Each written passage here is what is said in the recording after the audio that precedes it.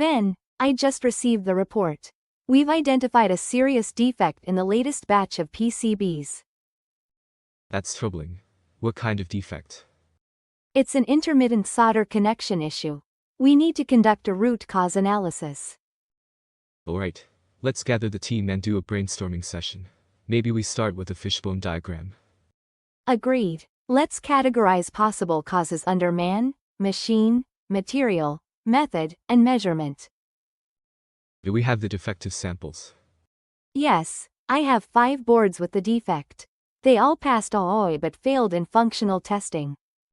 That points to a possible gap in measurement accuracy. Let's verify the calibration of our inspection systems. I've already scheduled calibration checks for the OOI and functional testers. Excellent. Meanwhile, I'll assign 2 operators to review the material handling logs. Good. I also want to look into solder paste quality. Maybe it's an issue with material degradation. We should also evaluate the reflow oven.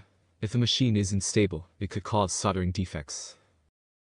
I'll have maintenance inspect the oven's thermal profile and airflow. Let's not ignore the method too. Right.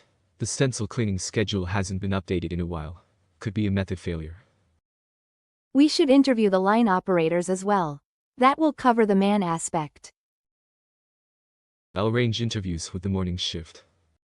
By the way, one board showed a lifted pad. Could be due to excessive heat or manual rework.